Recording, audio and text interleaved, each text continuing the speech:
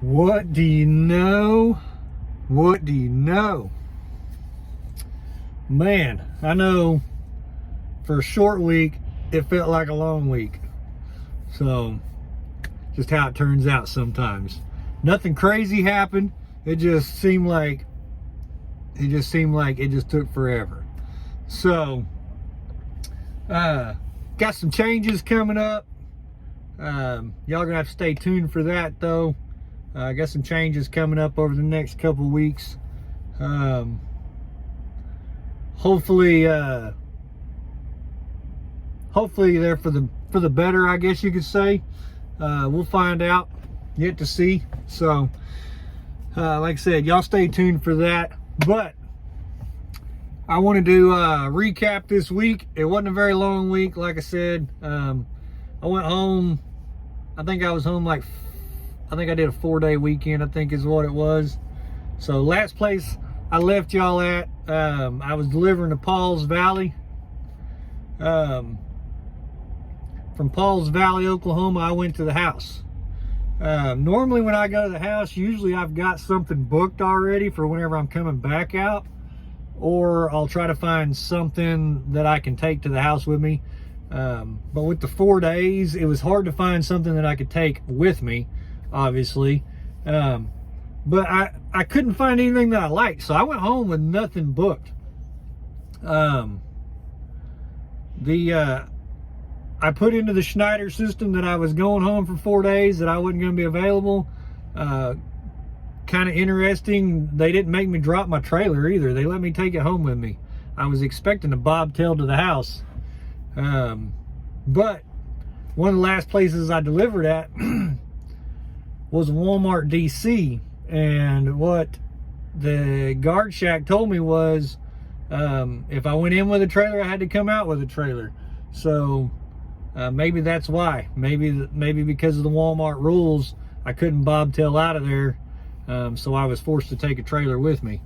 But anyway, so I went home. I didn't have a load planned. 75 miles to the house. I kept looking. I couldn't ever find anything that really just tickled my fancy. Like I just couldn't find anything that I really liked. There wasn't really any. The load selection was kind of limited.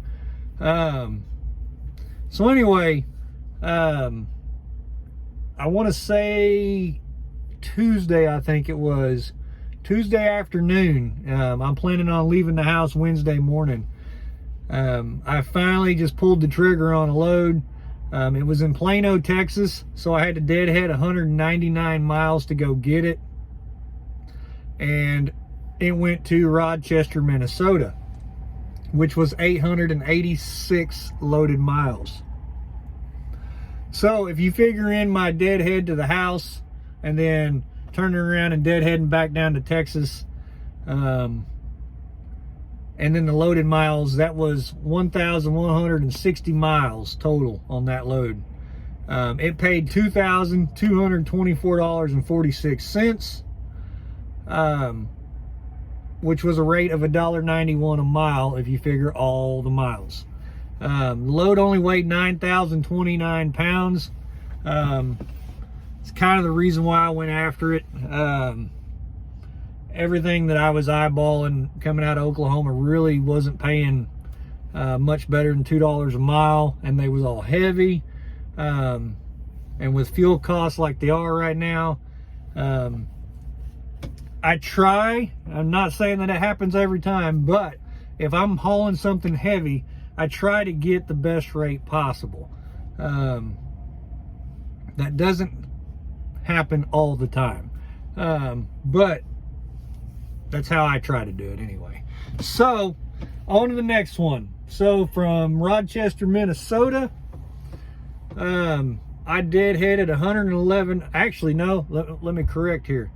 I didn't deadhead. I bobtailed, because in Rochester, Minnesota, it was kind of interesting. Didn't make no sense, but when I showed up there, it was supposed to be a dropping hook. as I was checking in and come back to the truck, I noticed that my task flow changed. They just had me drop my loaded and bobtail out of there.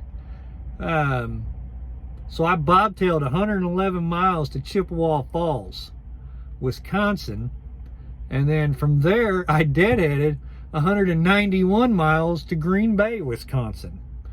So there was a little bit of extra mileage on there that I wasn't really planning on. But anyway, so from Green Bay, Wisconsin, I went 397 loaded miles to Gas City, Indiana. That's a total mileage of 699 miles. Load paid $1,334.02. So that was $1.90 a mile. So that load weighed 12,266 pounds. So you can kind of see here, like, I was having a hard time getting to $2 a mile. Like, it was just, it was almost like the odds was stacking up against me for some reason. I don't know why, but I was struggling to get $2 a mile for some reason. But the loads was light. So my fuel economy wasn't too bad. Fighting the wind a lot, man. And I know this is kind of, I've probably said this a few weeks in a row now. I don't know if it's because this is my first year pulling a box. I'm used to pulling an open deck. But man, the wind has just been brutal. So anyway, on to the next load. So from Gas City, Indiana, I deadheaded 108 miles to Vandalia, Ohio, and grabbed a load going to, I don't know how, I feel like I'm going to butcher this. It's either Eau Claire or Eau Claire, Wisconsin. I think it's Eau Claire, or or O, maybe, I don't know. Anyway, Eau Claire, Wisconsin, 612 miles to Eau Claire, Wisconsin, 720 total miles. Now that load weighed 39,589 pounds, paid $1,758.96, so that was a rate of $2.44 a mile. So quite a bit better on that one. Granted, it was heavy. So totals for the week, total mileage, 2,579 miles. Now I only ran Wednesday to Monday. I came out of the house Wednesday morning and I delivered Monday morning. So basically, what was that, 5 days? 2,579 miles. Total revenue for them 5 days, $5,317.44. So that's a rate of $2.06 a mile. Now my average weight out of the 3 loads was 20,294 pounds, and my fuel economy was 8.3 miles to the gallon. So my fuel economy could have been a little better, which 8.3 is not bad. It's not bad at all. I think what's going on though on my fuel economy, for one, fighting the wind, for two, I'm getting pretty close to my 100,000 mile service. So I think I'm starting to experience a little bit of a restricted airflow coming out of, or for my air filter.